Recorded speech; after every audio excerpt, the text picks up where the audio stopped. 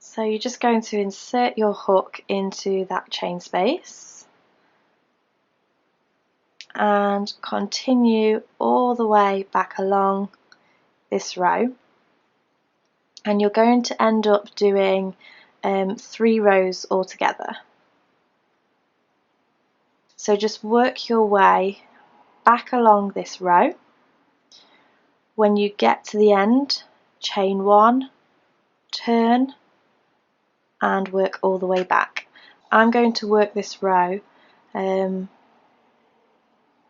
then come back when I get to the end, just so I can talk you through each row once we get to the end.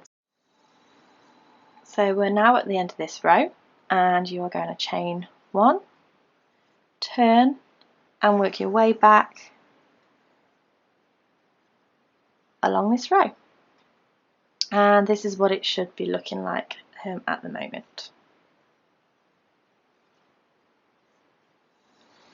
So again, I've just worked my way all the way across to the end of the row, chain 1, turn, and then we're going to go across this length again, doing our double crochet for the last time before we change back to our green.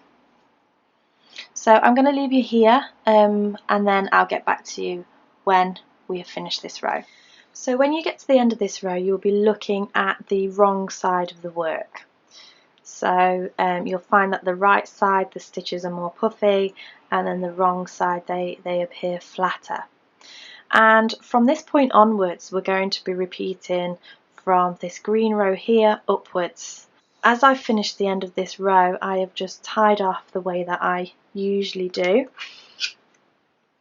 and I'm going to go ahead and add my green yarn again, my spring green,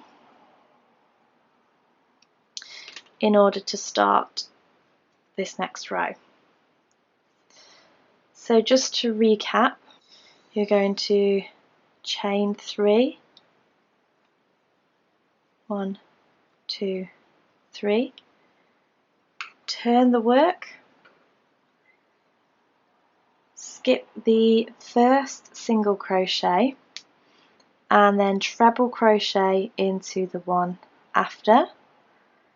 So yarn over, pull through, yarn over, pull through 2, yarn over, pull through 2, chain 1, and then do another treble crochet into that same chain space, so we have our V, yarn over, skip 2 chain spaces and into the third one, yarn over, pull through, yarn over, pull through 2, yarn over, pull through 2, chain 1, and then another treble in that space.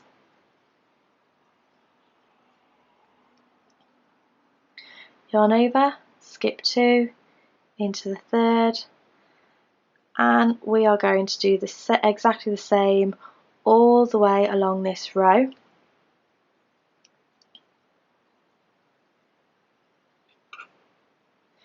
So I'm going to leave you to finish that row.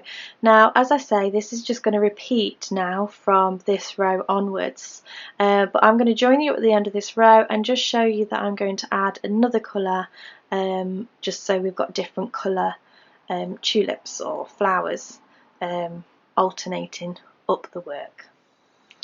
So yet again, when you get to the end of the row, you want to do a treble crochet just into the last chain space.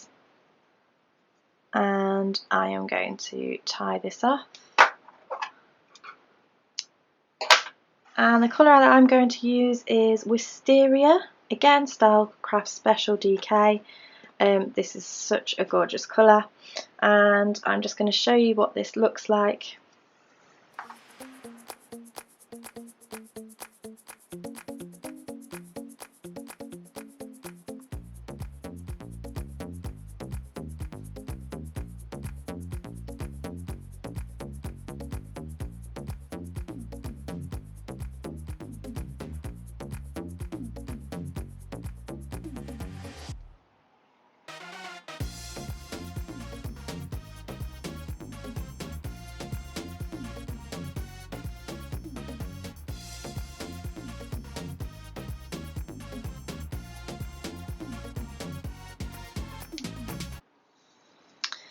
So now I'm a few rows ahead.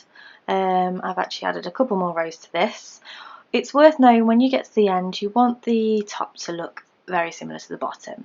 So what I've just gone along here is I've done my cluster stitch and then I've worked my double crochet all along the top of that, just like I did previously, and I'm just going to add one more row of this just so it looks the same at the top than it does at the bottom. And here is my finished sample piece. With your size, if you've chained 169 to begin with, you'll repeat your first section until you get to the desired size you like. So this can be completely customizable to whatever you want to do. The principles are, once you get to the last row, you would just do 2 rows of your double crochet to finish. And then you will find that you have all of these ends. So what you can do is just get a darning needle and simply weave these into your work.